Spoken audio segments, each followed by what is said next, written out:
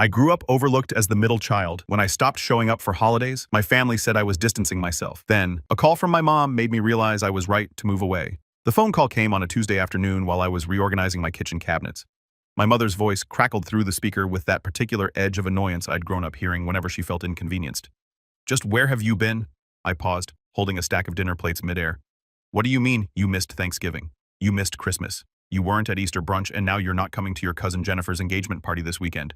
What is going on with you?" The absurdity hit me like a physical force.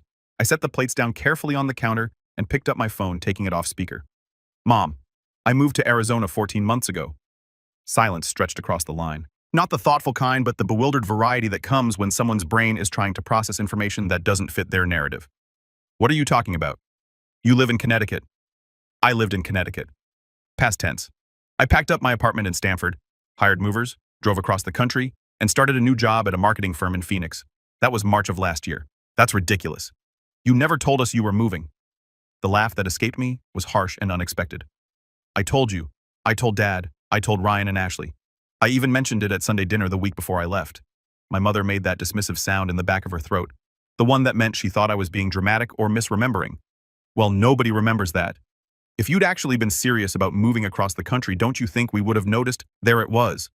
The central thesis of my entire childhood distilled into one sentence. If something mattered, if something was real, if something was important, my family would have noticed. The inverse was their guiding principle. If they didn't notice, it must not have mattered. "You should have noticed I wasn't there," I said quietly. "At any of those gatherings you just mentioned. We thought you were busy with work. You've always been antisocial anyway." Antisocial.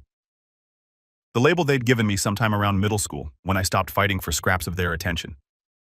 My older brother Ryan was the golden child, the one who had taken over Dad's construction business and bought a house 3 streets away from our childhood home. My younger sister Ashley was the baby, the creative one whose mediocre paintings hung in every room of my parents' house like gallery pieces. I was the middle child who existed in their peripheral vision. Present but not prominent. There but not seen. I need to get back to work. I lied. "I'll talk to you later." "Wait, about Jennifer's party." I hung up. My hands were shaking. The thing about being overlooked your entire life is that you start to wonder if you're the problem. Maybe you're not interesting enough, not loud enough, not worth the effort of remembering. I'd spent 28 years in that headspace before something shifted. It happened at Ryan's 32nd birthday party. Actually, we were all gathered in my parents' backyard, the late February Connecticut chill kept at bay by the propane heaters Dad had set up. Ashley was showing everyone her latest series of abstract paintings on her phone. Mom was fussing over Ryan's birthday cake, making sure the frosting was perfect. Dad was manning the grill even though it was 40 degrees outside. I sat at the patio table with my announcement rehearsed in my head. I'd been offered a position at a prestigious marketing firm in Phoenix with a 40% salary increase. It was the kind of opportunity you don't refuse. I was excited, terrified, and ready to start fresh somewhere. Nobody knew me as the quiet one or the antisocial middle child. "Hey everyone," I'd said, raising my voice slightly. "I have some news." Ashley kept scrolling through her phone, showing my Aunt Patricia another painting. Ryan was texting someone, grinning at his screen. Mom was counting candles. Dad was flipping burgers. "I'm moving to Arizona," I continued louder this time. "I got a job offer at Morrison & Hale. I'll be their senior marketing strategist. I'm leaving in 3 weeks." My mother had glanced up briefly. "That's nice, honey. Ryan, come here and make sure this is the right number of candles." That was it. My father had nodded vaguely in my direction before turning back to the grill. Ashley never looked up from her phone. Ryan eventually wandered over to inspect the cake situation, walking past me without acknowledgement. I could have made a scene, could have demanded they listen, could have forced them to engage with what I was saying. But I'd learned long ago that you can't make people care. You can't script their reactions or demand their attention. Either you matter to someone or you don't. So I decided to conduct an experiment instead. Over the next 3 weeks, I mentioned my move 4 more times. Once at Sunday dinner when Mom was complaining about property taxes. Once when Ashley called to borrow money for art supplies. Once when Dad asked if I could help Ryan move some equipment the following month. Once when we were all together again for my aunt's retirement party.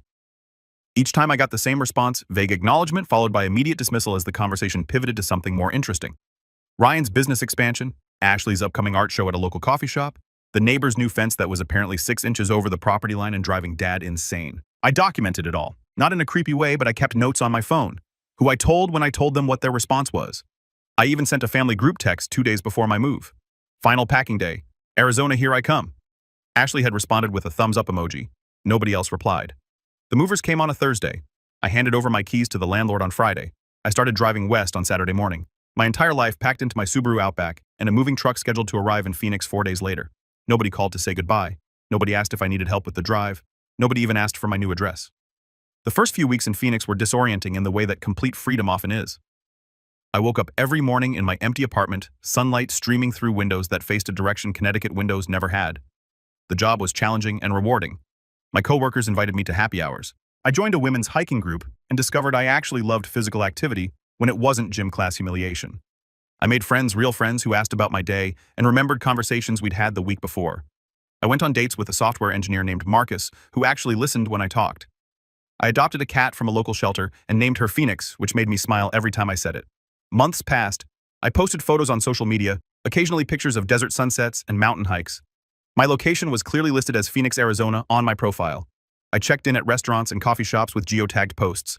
The evidence of my relocation was publicly available for anyone who cared to look. Spring became summer. Summer faded into fall. My lease in Connecticut had ended. My mail was being forwarded to my Arizona address.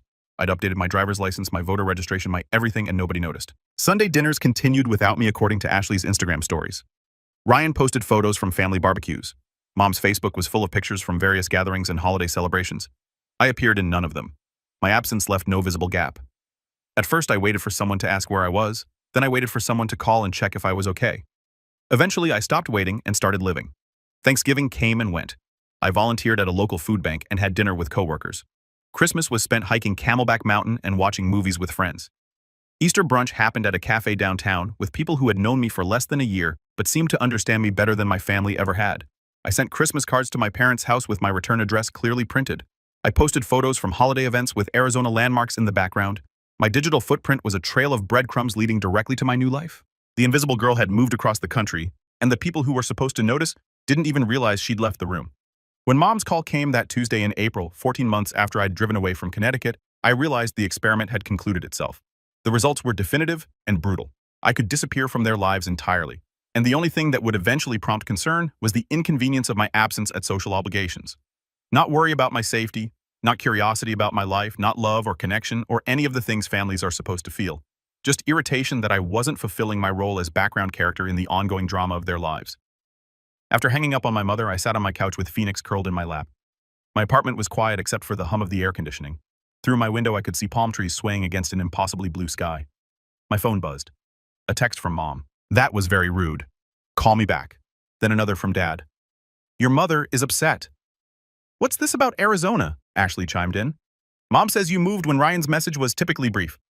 Is this a joke? I turned my phone face down and closed my eyes. The vindication I'd expected to feel wasn't there. Instead, there was just a hollow sort of sadness, the kind that comes from having your worst suspicions confirmed. They really hadn't noticed.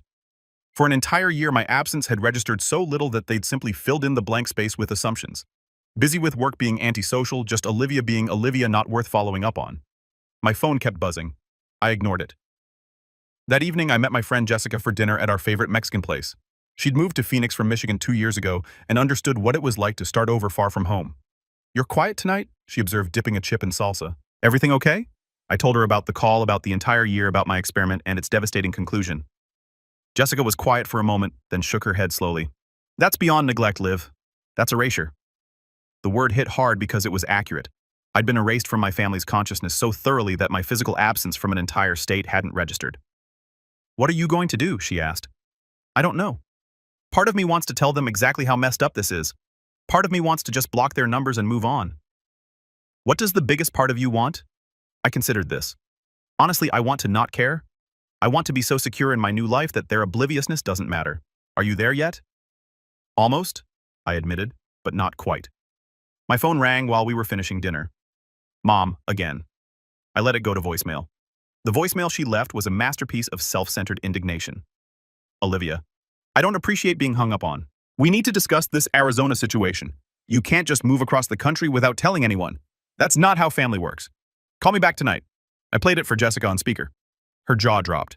She genuinely believes you didn't tell them, Jessica said, like she's rewritten history in her head. That's the thing about being overlooked. They didn't ignore me deliberately. They just literally did not process the information. I was talking, but they weren't listening. I was there, but they weren't seeing. Over the next few days, the calls and texts continued. Mom was angry. Dad was confused. Ashley was hurt that I'd kept such a big secret. Ryan wanted to know if this was some kind of protest or statement. A protest.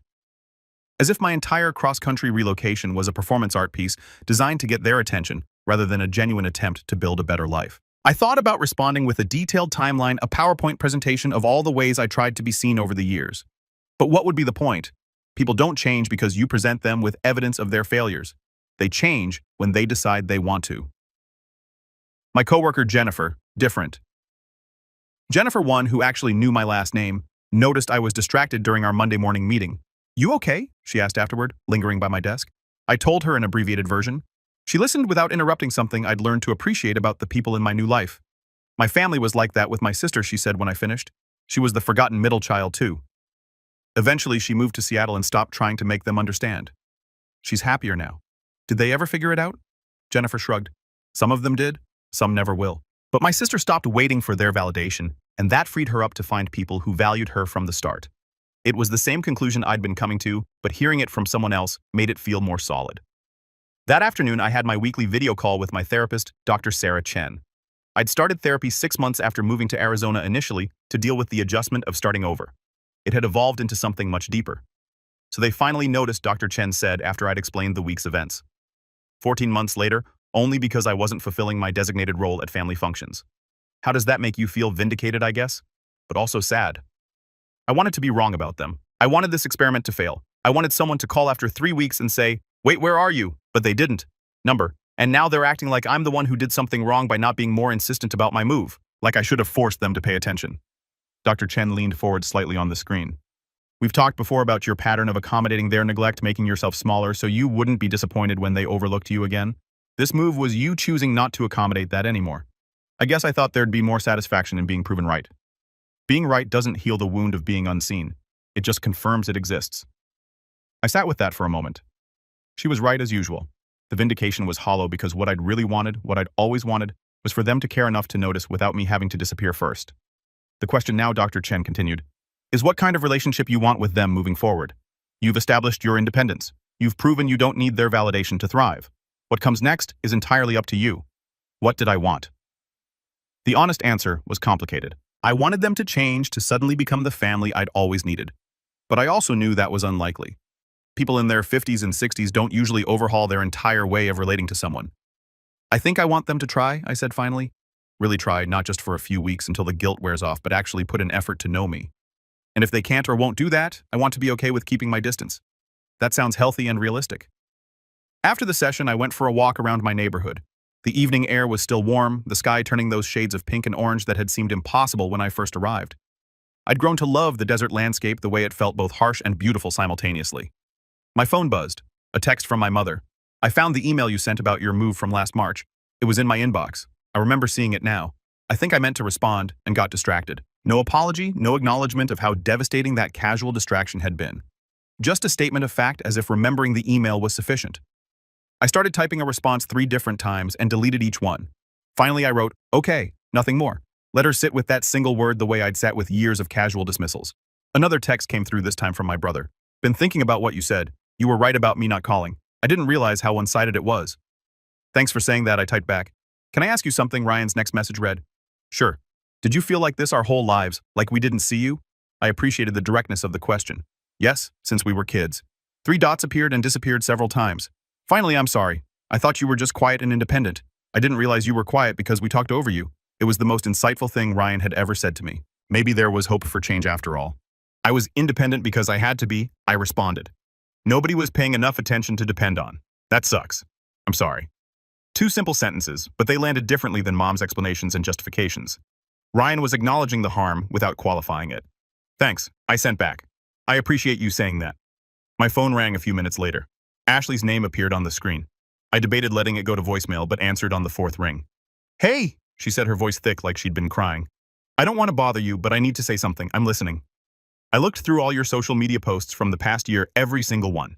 You documented your whole move, your whole new life. I liked some of them, but I don't think I ever actually looked at them.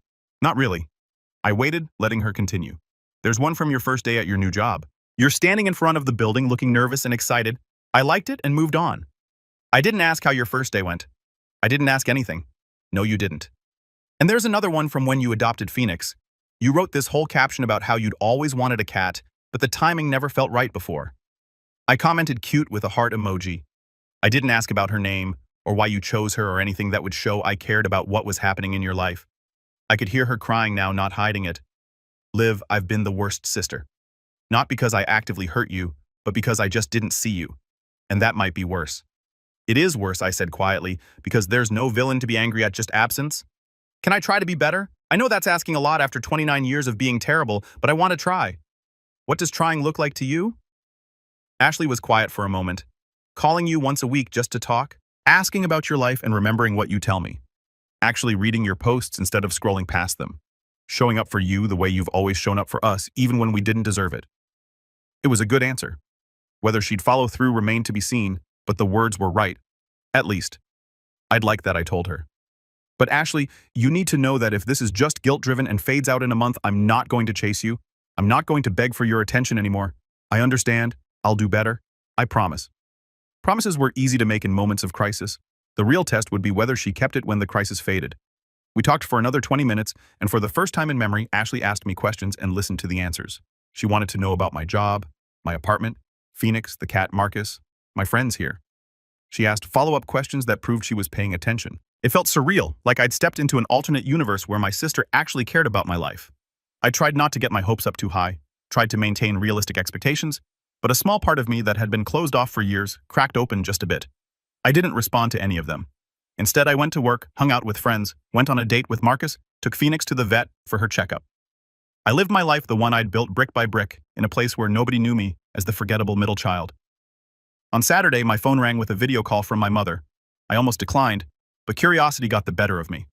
I answered. Mom's face filled the screen, and behind her, I could see the familiar kitchen of my childhood home. Dad was visible in the background.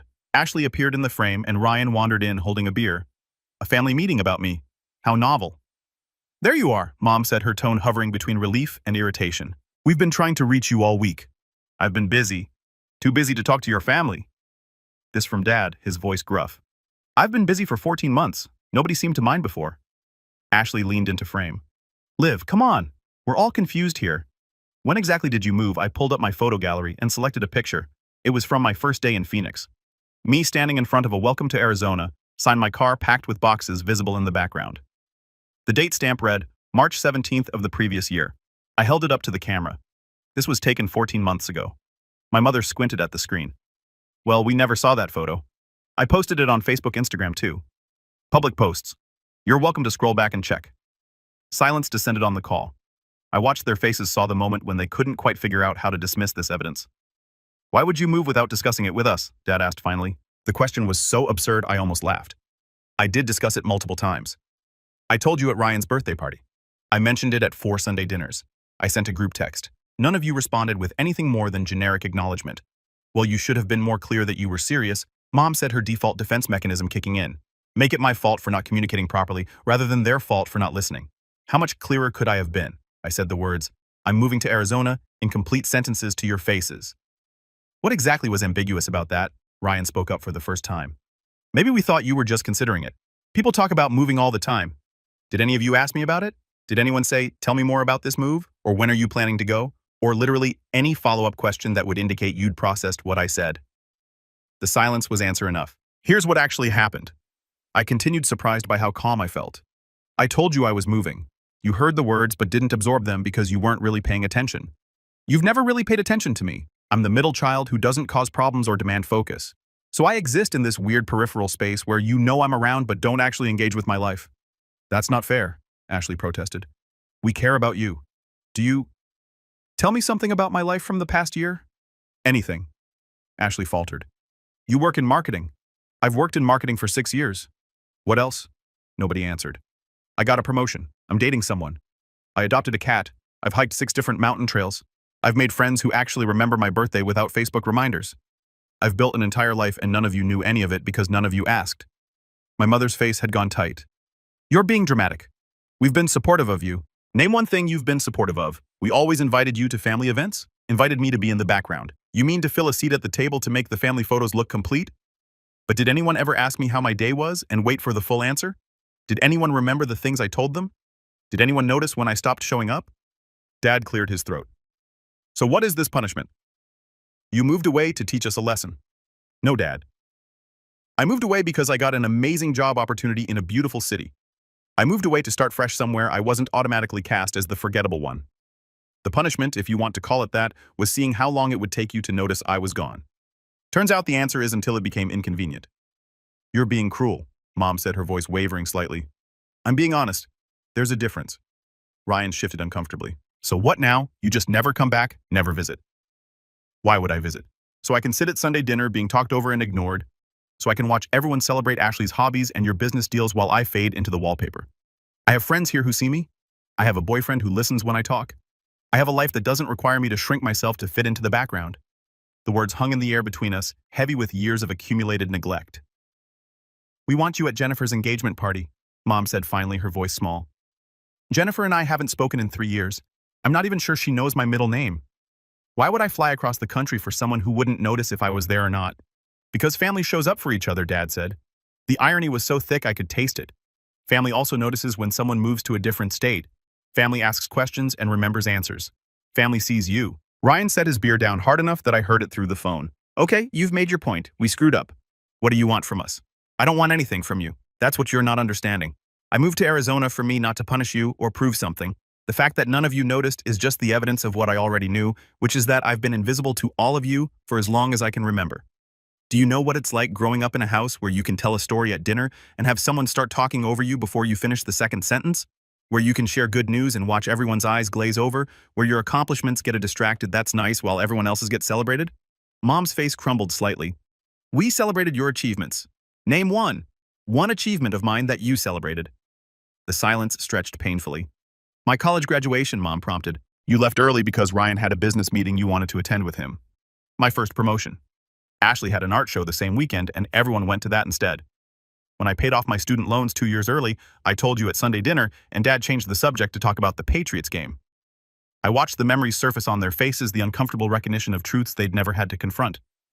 There was the time I was in the hospital with appendicitis. I continued, my voice steady despite the emotion building in my chest. I called you from the ER. Mom, you said you'd come after you finished helping Ashley pack for her weekend trip. You never showed up. Dad came for 20 minutes between job sites. Ryan didn't come at all. I had that important gallery connection Ashley started. I know. I remember because I was lying in a hospital bed post-surgery, and I knew exactly where everyone was and why I wasn't the priority. I've always known. Dad ran a hand over his face. We didn't realize. You never said anything. I said everything constantly. You just never heard it. There's a difference between not speaking and not being heard. I spent my whole childhood and most of my 20s speaking into a void. That's harsh, Ryan said. Is it? When's the last time you called me just to talk? When's the last time any of you initiated contact with me that wasn't about needing something or inviting me to an event? More silence. It was becoming a theme. I can tell you about every milestone in each of your lives from the past 5 years, I said. Ryan, you expanded your business to include landscaping services. You bought a new truck last fall. Your daughter Emma started kindergarten and you coached her soccer team. Ashley, you've had 7 different art shows at various coffee shops and galleries. You started dating someone named Derek last spring. You got that commission to paint a mural at the community center. Mom, you joined a book club and redecorated the living room. You started volunteering at the library on Thursdays. Dad, you finally built that workshop in the garage you'd been planning. You took up woodworking. You made a dining table for Ryan's house. I paused, letting them absorb this. Now, tell me anything about my life from the past 5 years before the move. Ashley was crying now, quiet tears running down her face. I'm sorry, Liv. I should have paid more attention. It was something, at least a crack in the defensive wall they'd collectively erected. I'm not telling you this to make you feel guilty, I said softer now. I'm telling you because you asked why I moved without telling you. And the truth is, I did tell you. You just weren't listening. You've never really listened. My mother wiped at her eyes. Can we fix this? The question hung there, vulnerable and uncertain. Could we? Did I want to? I don't know, Mom. That depends on whether you actually want to know me or whether you just want me to resume my role as the least important person in family photos. That's not who you are to us, Dad said, but his voice lacked conviction. Then tell me, what did I study in college? What was my major silence? When's my birthday? February, Mom said hesitantly. March 12th. I've been alive for 29 years and you can't remember the month I was born. Ashley covered her face with her hands. Ryan stared at something off-screen. Dad looked stricken. Mom opened her mouth and closed it several times without producing words. I need to go, I said quietly. I have plans tonight. Olivia. Wait, Mom started. I'm not disappearing again. You have my number. You have my address now. Clearly, if you want to be part of my life, you're going to have to actually try. That means remembering things I tell you. That means asking questions and listening to answers. That means noticing when I'm there and when I'm not. Can we call you tomorrow? Ashley asked. Sure, I'll be home. I ended the call and sat in the ensuing silence of my apartment. Phoenix jumped up onto the couch and headbutted my hand, demanding attention. I scratched behind her ears and felt the tension slowly drain from my shoulders. My phone buzzed. A text from Marcus. Still on for tonight. Thinking we could try that new Thai place, I smiled and typed back. Definitely. Pick me up at 7. 3 dots appeared then. Can't wait. Also, you okay? You seemed stressed earlier. Someone who noticed. Someone who asked. Someone who cared about the answer. I'm good, I replied. Really good. The truth was, I didn't know if things with my family would ever change. Maybe they'd make an effort for a few weeks before sliding back into old patterns. Maybe they'd surprise me and actually start seeing me as a person rather than a background fixture. Maybe the distance would remain geographical and emotional. But here's what I'd learned in 14 months in Arizona. I didn't need their validation to matter. I didn't need them to notice me to be worthy of being noticed. I built a life full of people who saw me, remembered me, valued me. I became someone I actually liked. Someone confident enough to walk away from people who treated her as optional. The invisible girl had moved to the desert and discovered she'd never been invisible at all. She'd just been surrounded by people who refused to look. My family could learn to look, or they could keep staring past me. Either way, I'd be fine, because I'd finally learned the most important lesson.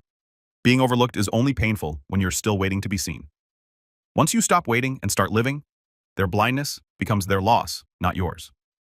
Sunday afternoon came, and right on schedule my phone rang. Ashley's name appeared on the screen. Hey, I answered. Hey, her voice was tentative. Is this a good time? Yeah, I'm just reading on my balcony. What's up? I wanted to apologize. Actually apologize, not just say the words. I've been thinking about what you said about us not listening. You're right. I can't remember the last time I asked you about your life and actually listened to the answer. I waited, letting her continue. I looked back at your posts from when you moved. You documented everything. The packing, the drive, your first week here. I liked some of them, but I don't think I actually looked at them. I just scrolled past. Yeah, I said simply. That must have hurt knowing we were all just missing you completely. It did. It does. Can I ask you something about your job? Such a small question, but it carried weight. Sure. What exactly do you do at Morrison and Hale? I smiled despite myself and started talking about my work. Really talking about it. The campaigns I'd managed, the challenges I'd faced, the success I'd achieved. Ashley listened, asked follow-up questions, remembered details from earlier in the conversation, and referenced them later. It was a start. Maybe not enough to rebuild everything broken between us, but a foundation at least. When we hung up 40 minutes later, I felt lighter. My phone buzzed again almost immediately. A text from Ryan. Can we talk this week? Want to hear about Arizona and apologize? Then Dad. Sunday dinner next month if you're willing to visit. We'll actually listen this time. Mom's message was longer. I've been looking at your photos. Arizona is beautiful. I'm sorry I missed seeing you discover it. I'm sorry I missed a year of your life. I'm sorry I missed 29 years of really seeing you. Can we start over? Could we? I didn't know. Trust wasn't rebuilt in a day, and patterns established over decades didn't disappear with a few apologies. But maybe we could try. I looked out at the desert landscape, at the mountains purple in the distance, at the city I'd made my own. This was home now. These people, this place, this life I'd built from scratch. They were real and solid in my life. Whether my family learned to see me or not, I'd already learned the most important thing. I was worth seeing. Always had been. The invisible girl had finally come into focus, and it turned out she was extraordinary. Just nobody back in Connecticut had bothered to notice until she was gone.